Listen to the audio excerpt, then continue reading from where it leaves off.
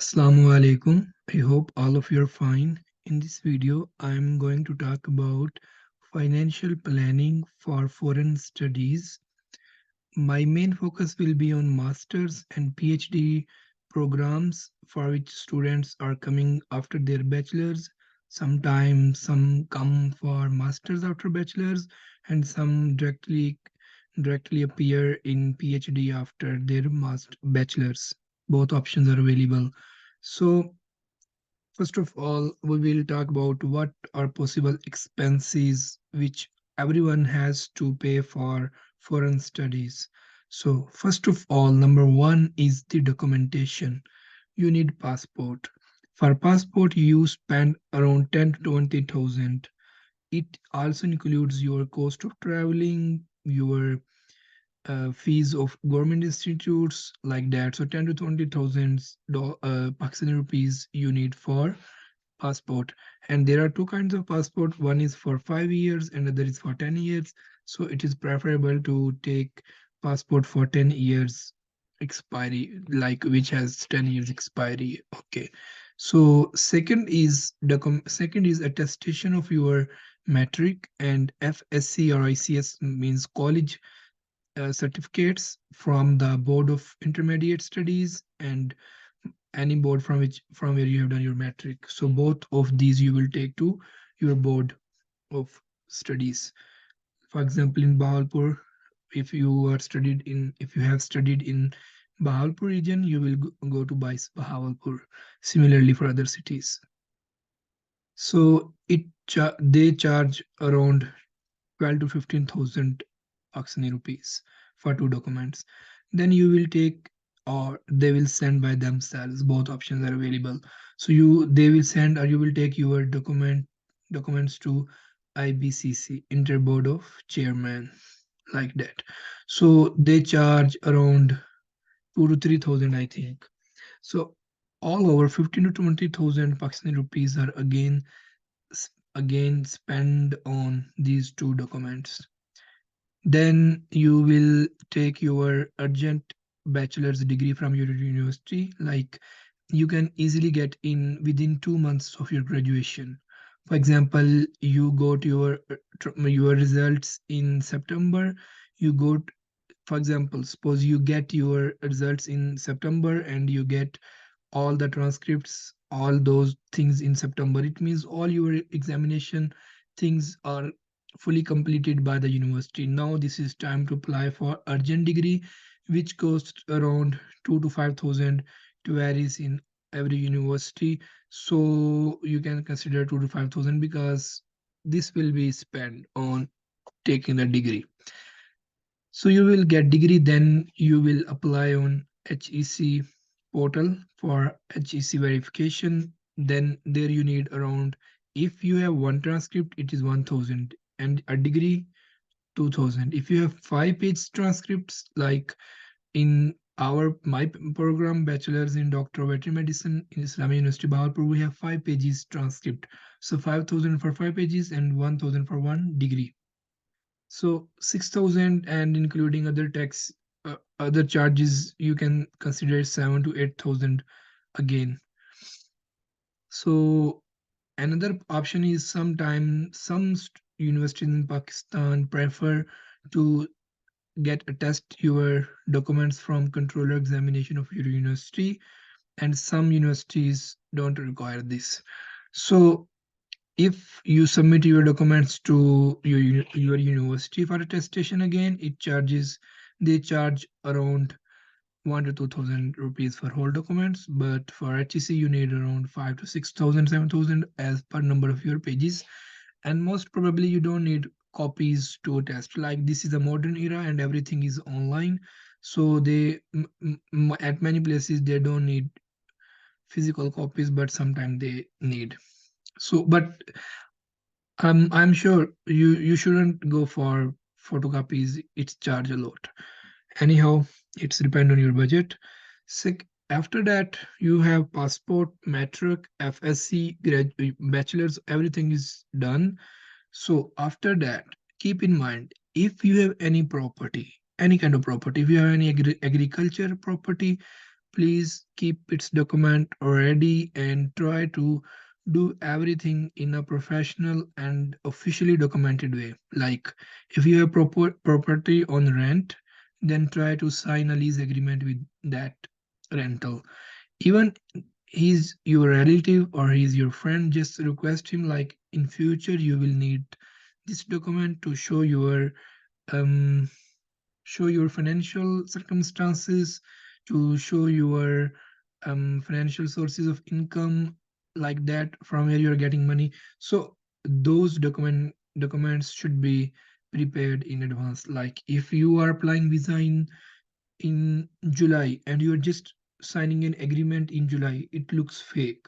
But if you're planning to go for foreign studies and you know you have 10 properties or 2 properties, they all are on rent, just go and ask those people to make an uh, official affidavit or official stamp paper to, like, or write a statement on stamp paper and get signed by both parties. One is you and other is your rental. So your tenant. So this also needs some money to do this documentation. Then another thing is you should do when you are near to submit your visa. It is to get the property evaluation of your. It means there are some associations and some offices in every city which are linked with Pakistan Bank Association. What they do, they check your property. They meet some property dealers and they get some idea what is the rate of property and what is the cost of the building which is constructed on your land.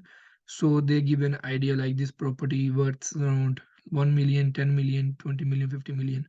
That this is. So you shows those documents in your visa application.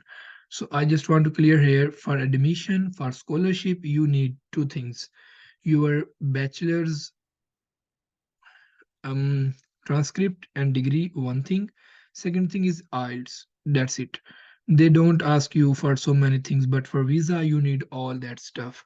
But sometimes some universities do ask about your financial circumstances, but mostly not for, but scholarships are not. So then comes IELTS. You have done with this stuff, time taking and laborious stuff. You are now free. So keep in mind, if you are preparing documents and you get some opportunity you want to apply, just scan the front side of your documents and submit. I want to tell you that all the attestations are done on the back side. So for applying, you shouldn't think like my documents are not attested by HEC. I can't apply. No, you can apply and you should apply. And those stamped and signed things are very less required nowadays. They have different sources to to confirm your education documents, but you should have them. Sometimes they're required. Different embassies have different, but I have my experience with Canada visa procedure. There they didn't mention anywhere to have tested documents. Anyhow, I had tested, so that there should no problem. So then IELTS, if you prepare by yourself, it is around 60,000 you will spend overall if you take books, if you purchase some course, or if you hire, if you get some coaching online or offline. 60 to 75 you can keep in your mind. Like 50,000 or 55,000 will be spent on the IELTS for the fee of the council, like British council will take, then, or IDP. And other 20-25,000 you need to pay to your teacher from where you will be learning. And if you are preparing at home, you need IELTS Cambridge books for practice. They are from 1,500 to 2,500. You can get them. If you get them from old bookstore, you can get within 1,000 to 1,500. If you purchase them new, then 2,500 maximum, minimum 2,000. So here one thing, and then you After getting your IELTS result, you start applying. So you send application to supervisor for master supervision or PhD project, PhD research supervision. Then he will not charge you anything. It is free. When he will accept you for his supervision, when he is agreed to supervise you in your program, then you have to apply for admission to university. It will charge fee. Every university has some fee for admission application. It is around 30 to 250 100, or in if in Canadian dollar, if you say in USD, 20 to 150 USD. Every university has this fee. So if you are going for foreign studies, you should have that kind of debit or credit cards or banking account system in which you can easily pay your university fee for application of admission. Secondly, you should have enough money in your account so that you should easily pay that fee. The next point is, after graduation, keep doing your regular job. If you are a professional graduate like veterinarian, go and work on a farm, in a industry, in a feed mill, open your own clinic. It's up to you, but keep doing work. If you are from a zoology or mathematics or physics background, go teach in an academy, teach in a school, or open your own academy at home. Keep doing, keep doing. Don't sit and wait for the opportunity to come and then you will apply. At every step, you need money. So for money, if you're earning by yourself, you're more confident to spend, other than just asking your parents every time to give money, give money.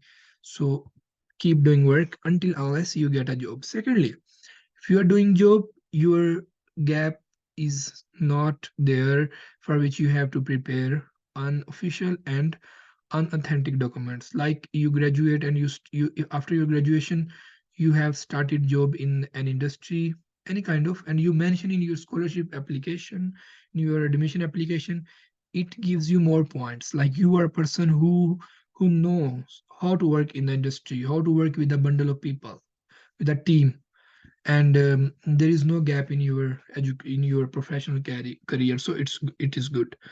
So then university gives you admission while your supervisor is explaining you, he will give you money. He will give you funding.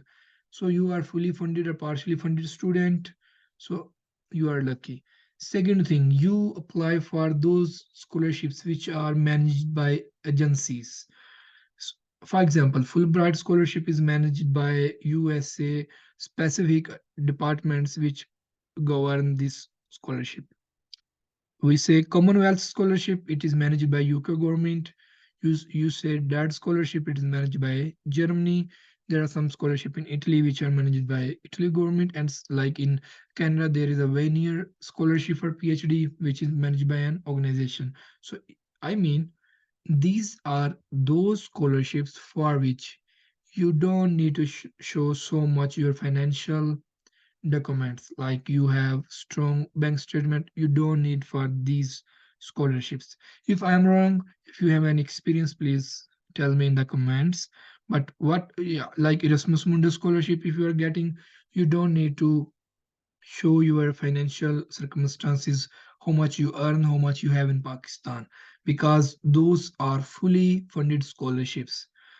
So here is one point. But again, if you get such kind of scholarship, you need few, if you will face few problems. Number one, you have to purchase your own ticket. Keep in mind, nowadays tickets are between 2 lakh to 7 lakh. It depends you which class you travel, and you travel from Pakistan to that country, or you are laying over in another country.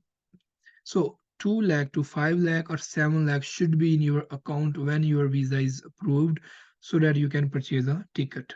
Number one.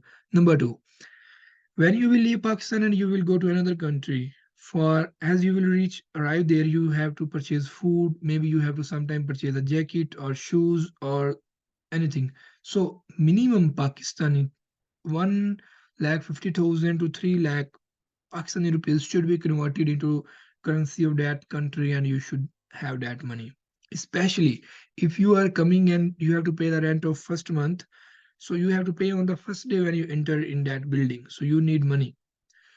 And the funding which university will give it, when it will come when you will open the account, you will submit your bank documents to the administration of your department, then you will get that funding. So at that point you can send money back to Pakistan.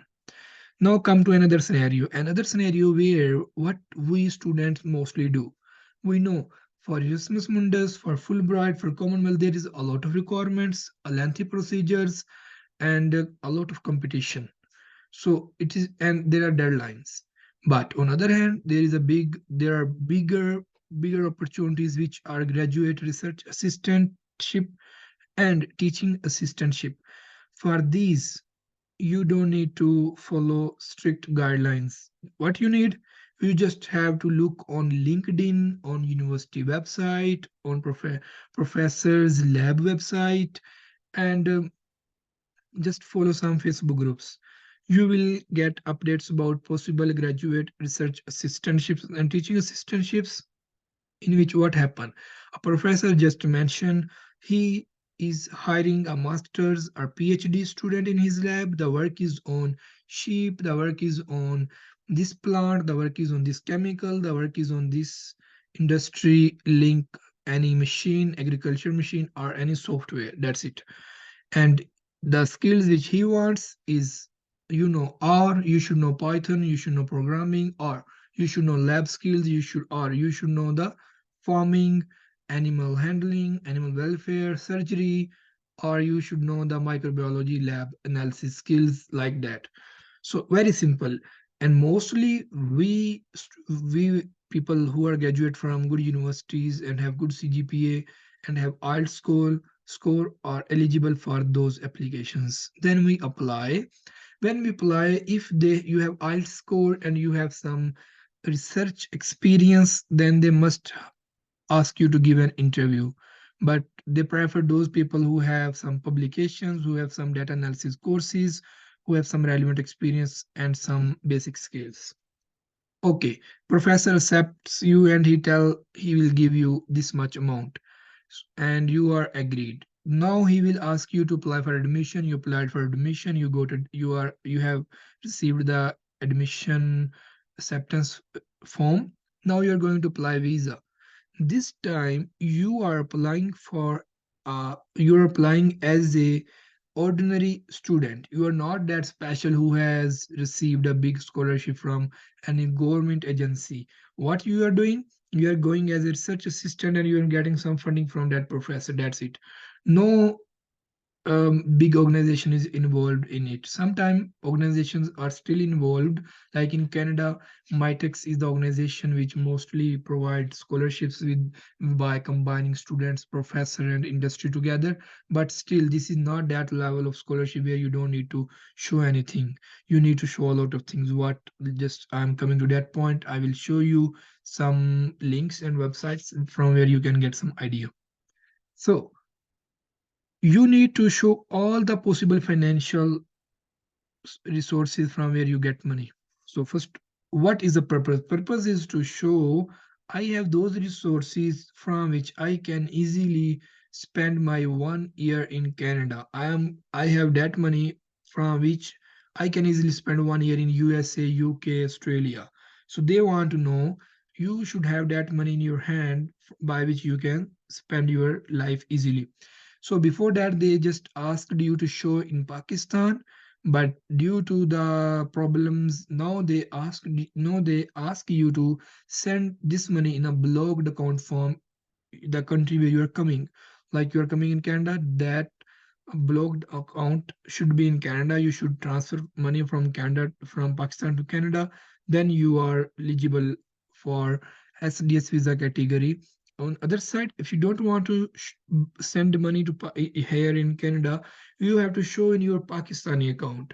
For Pakistani account, you need to show a high amount, high, like nowadays 70 lakh, 80 lakh you should have in your account. But if you want to send money to Canada, you need to send just around 22 lakh. So people feel this more comfortable to send money to Canada or the country where they are going. because when you will come here you need money. You can't do job on first day and you can't survive on first day on part-time job. Still you need some backup for your mental peace and relaxation. And but scenarios vary too much. Some professors has a lot of fundings and they give you a lot of funding. You bring money from Pakistan but you don't need it at as such for your living expenses. But today, as the prices are going up for everything from grocery to the rental costs, you need money, so you have to arrange that money. But if, like in some cases, if you are lucky, still there are chances you just borrow money from your friends, family members, put in your Pakistani account, show that bank statement of 20 to 30 lakh for 1 to 2 3 months, maximum 4 months is good, but 2 3 months is okay, and show professor funding letters, show university funding letter, that everything you, if you are lucky, you can get it. All depends on how you prepare your story for the visa officer. But for surety you need to show those minimum ranges which average student shows and they get that visa. So now I want to say, if you have very less money, then just go for those scholarships which are confirmed and pay and offered by agencies and and at country level organizations. There are a lot of scholarships, a lot of scholarships. Even I can't mention them here. There are a lot of. You have to search them. And if you don't have and if you have money as well as you have some financial resources, you have some property on rent, then you can go for graduate research assistantship. For that you will get, maybe you will get all those expenses which will be living expenses, like your grocery expense, like your rents, maybe those all may be covered by the professor. But still, in Pakistan you have to show around, for Canada around 20 to 30 lakh you still need to show. So if you have money, you can go for this way. Otherwise, just go for that. And if you are planning to go for agency scholarships like Commonwealth Scholarship or Fulbright, keep in mind, keep doing your permanent job, keep doing everything which you are doing. But meanwhile, on beside, keep doing filling your application and submissions. So now I want to tell you about um different blocked count scenarios which we have to fulfill. Like first of all, I think this is Germany blocked count. Like many students easily get admission in Germany for masters. Mostly for PhD it is a little bit difficult, but masters it is very easy to get admission. There is no university fee, there is no huge university fee. There are some registrations fees which are around 3 lakh to 9 lakh Pakistani per year, which is not a big amount.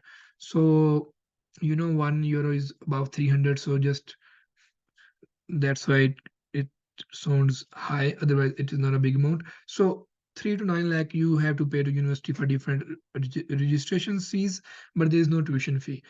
But still you have to show 11,208 euros for blocked account. You have to send this money from Pakistan to Germany or from any source to Germany. And so you need this. Just suppose if it is $300 per euro, suppose it is higher, you need 33 lakh minimum which you will send to Germany, and above 5 to 10 lakh you need for tickets, for shopping, for everything. So let's come to Canada. For Canada, if you are coming as a student, you need 10,000 Canadian dollar. Nowadays in Pakistan it is around 215. So just suppose it is around 22 lakh you have to send to Canada. For UK means United Kingdom or England and London, if you go, you have to send minimum 1,000 to maximum 3, like 1,400 pound to that country. So for, like, you are going for a graduate research assistantship or for any kind of research to UK, and your professor is giving you funding for your living expenses, for your food, everything. So I think, I guess, I'm not sure, you still need to submit this blocked count. This multiply this with 9 month, and you can say it is around 10,000, again 10,000 pound or about 10,000 pound for your stay there. Similarly, if you go for Australia, I think you need $21,000 to show, and if you are bringing family, some other.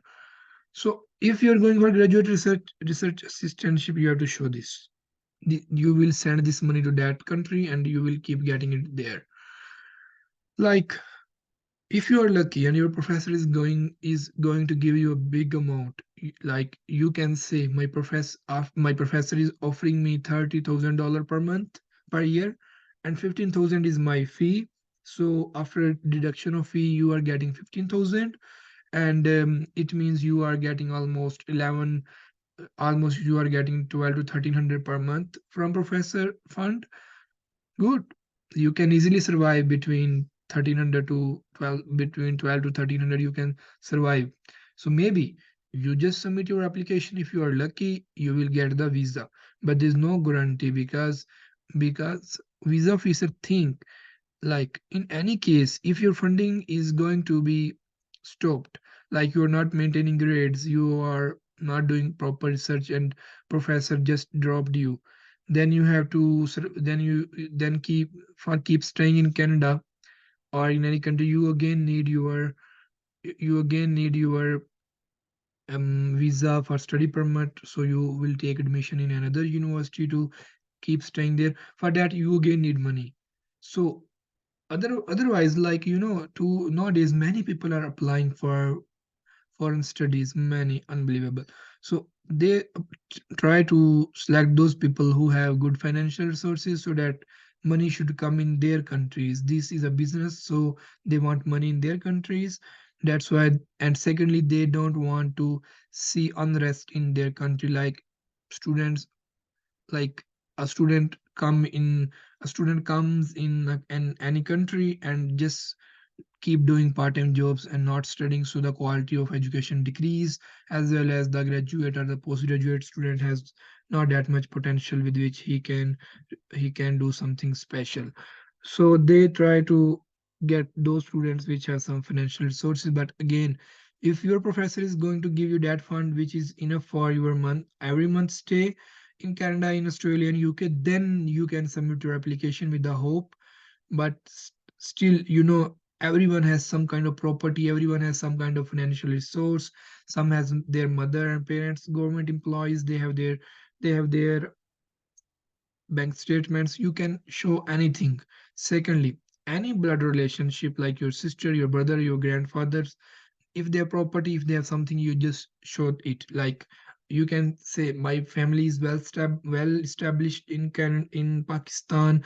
My financial conditions are very stable, and my money worth or my financial worth is increasing day by day due to our growing business. Anything from your blood relationship you can show.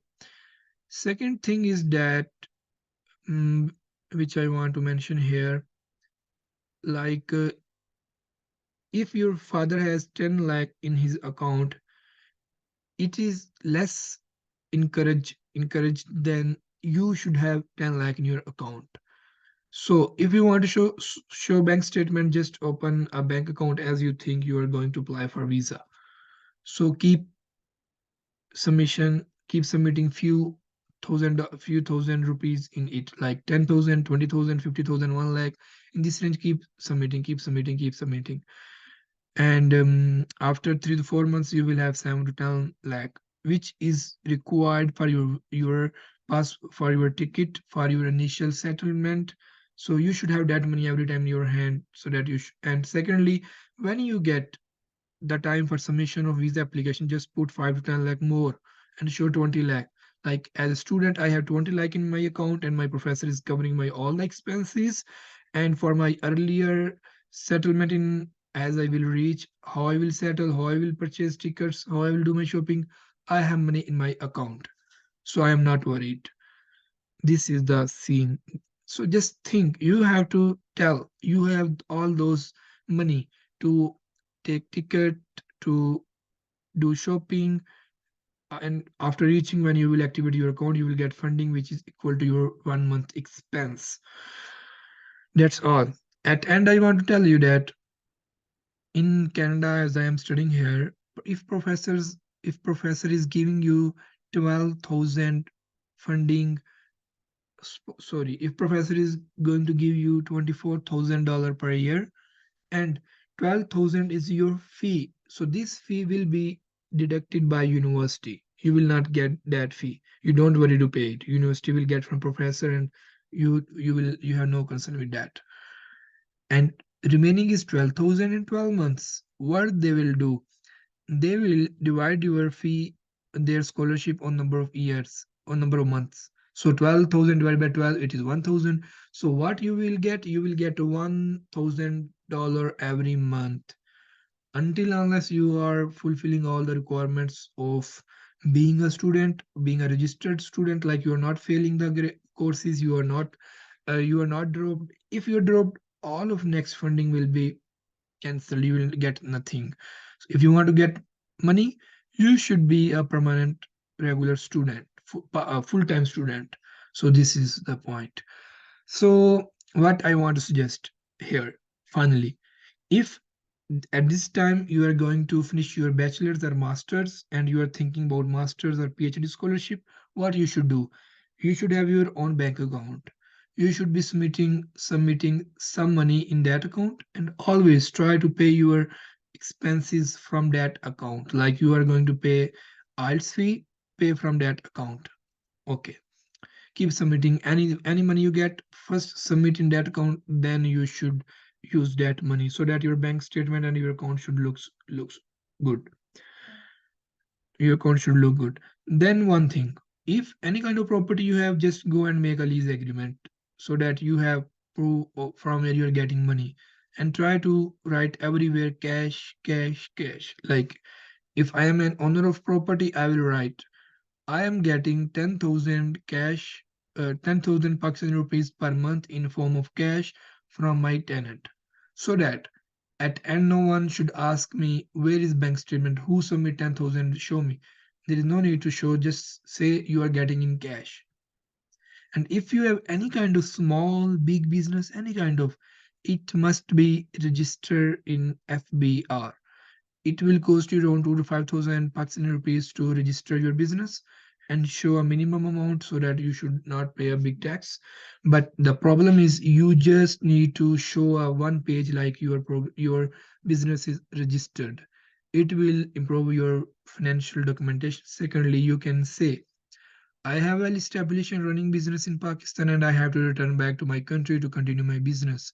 You know, after financial documentation, the most important thing is you have to show is what? It is home ties. Home ties mean how many chances are there you will come back to your home country. So, nowadays 50 to 70 people leave the home country just to settle in outside country mostly. But Allah knows better. With your circumstances, you may have to go back. But what does it mean? It means legally you will stay. Legally mean, like if you have completed your studies, government will, in Canada, if you completed 2 years of study, government will give you 3 years work permit. That is official. Even you have mentioned in your SOP, statement of purpose for visa application, like I will go back after masters, after completing my studies, but still you are doing work. Why? It is obviously you will like to get industry experience, you will like to do some experience for by doing job, or you want some PR, or you want to settle in Canada. That's why, like, the priorities always change, you don't know. But what they want to know, they want to know if you have any kind of ties in Pakistan, like actually they want to know, is there any potential for you in Pakistan after completion of your studies? Like if you are doing masters in veterinary medicine, so when you will come back to Pakistan, what you will get from this whole journey where you spend a lot of money. So they want to know, you have there some agriculture business where you want to do farming, or you want to do some high class research in academia for which you want to get some research experience, or if you are an environmental science students and you want to develop some machines, some kind of skill techniques for environment protection. So you should show you have already some established business and you want to add this part, this kind of segment in business. That's why I have business and I will go back. This is good. Otherwise you can say I have this permanent job, I have to rejoin my job after completion of my studies. Or you can say I have these properties, I have to manage them, I have to develop them, like that. So this is the purpose. So just what you need at, and I forgot that point. So you spend some money first in your first month, you spend some money on passport. Next month you spend some money on matric and FSC documents. Next month you spend some money on HEC documents. The next month you spend some money on IELTS teacher and or IELTS academy, or you just purchase books and you do by yourselves. And the next month you pay IELTS fee 50 to 60,000.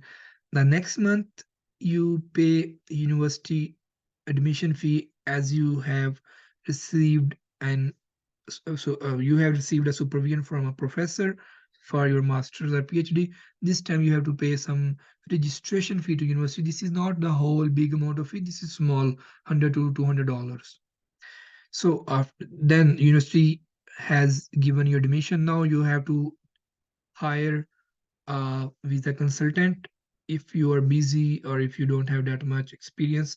But mostly the people who have done bachelors or masters, they mostly apply by themselves, but it is good to have a consultant to just decrease the workload and make a better application. So you need to pay to a consultant. Then you have to purchase a ticket after getting visa. Then you need to do some shopping and you need to convert that money into that country currency. Like if you're coming to Canada, you need Canadian dollar, you will convert that currency from Pakistan. So these small amounts will become a large if you see them with one. Overall, if you see those, so these can be around 5 to 10 lakh. But if you spend wisely every month and you're keep doing your job, you're earning, you will not feel that much. But at end, keep in mind, if you are going to do same study in Pakistan, you will need to spend these 5 to 10 lakhs at every situation. Sure. Secondly, if you are going to marry after your studies, still you need that amount. Third, if you want to start your business in Pakistan, still you need that amount. And if you're going for a job where you have to pay some money to culprits, to those people who I don't want to say here, but you still need to pay that much amount to someone to just help you in getting job. So at end you need money. There is nothing free, nothing free, nothing free. Everything charges, everything needs money. So you have to spend. So there are many examples when someone father was going to ask him for doing a business, he just take that money and he just took that money and went outside by spending that money on his visa application or admission. I'm not agreed if you have done bachelor's and you're going for master's program or PhD program on self. Self is very costly, very costly. You should create that potential in yourself and you should go for funding, whether it is a graduate research assistantship, which we usually say GRA, or you go for some good scholarship, Fulbright, Commonwealth. So only the expense which left is visa expenses. And keep in mind, like if I am going to spend 30 lakh in my Canada procedure and funding is there, but I'm still spending like 40 lakh, suppose. In 40 lakh, 23 lakh is deposited in my own Canada bank account. So those are in my hand. And I'm going to purchase a ticket. Those 4 to 5 lakh tickets are gone. Those are not in my hand. And I tested a lot of documents. I prepared a lot of documents. I submitted a lot of documents. So that money is also gone. But what I have, 23 lakh in my blog account and 5 lakh I lost, and still 12 lakh which I have converted into Canadian dollar and I have with me. So still keep in mind you are not losing a lot of money. All the money is transferred to your Canadian account or you are in keeping them in your Pakistani account to show. So the point is the money which you're spending on yourself. You are spending to you're going to learn new skills. You're going to learn research in a new environment, developed environment. People are having high potential with better machines, equipments, well furnished labs, good study environment. You are going to spend on your education. You are not just going for enjoying your life.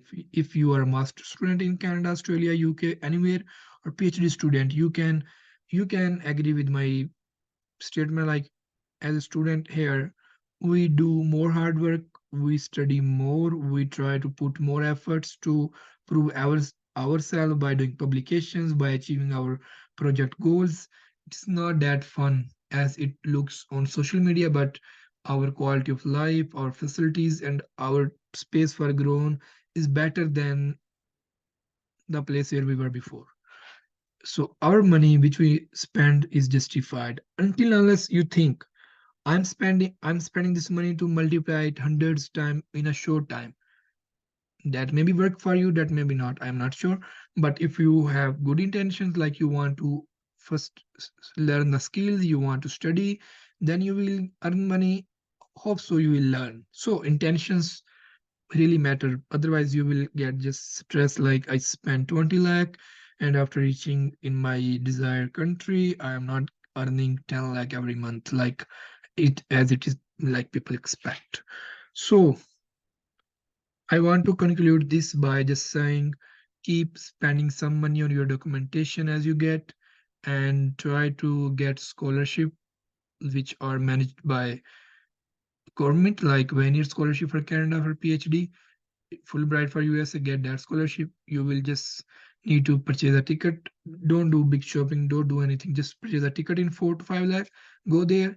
As you will reach, you will get a lot of funding in these big scholarships, and you will enjoy a lot.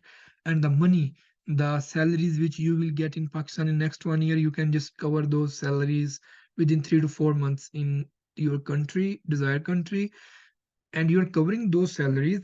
Plus, you're enjoying your life, up status, a good facilities.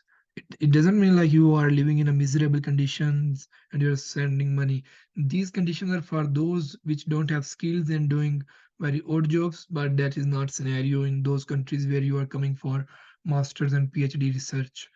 And still, if you are going to do some odd jobs, there is no problem. It is good for you from many reasons. There are hundreds of reasons. Anyhow, so I want to end this video here and I want to request you people if you have any suggestion, any advice for those students who want to study abroad but they don't have those financial strengths, how they can cope up with their problem. If you have any idea, please give your suggestions in comments and also try to mention those numerical big mistakes which I have mentioned, which I have done in this video. Like I have mentioned for Canada, you need around now 13,000 Canadian dollar blocked account, but last year it was around $10,000. So this is an example. If there are other countries which need blocked account, please mention them.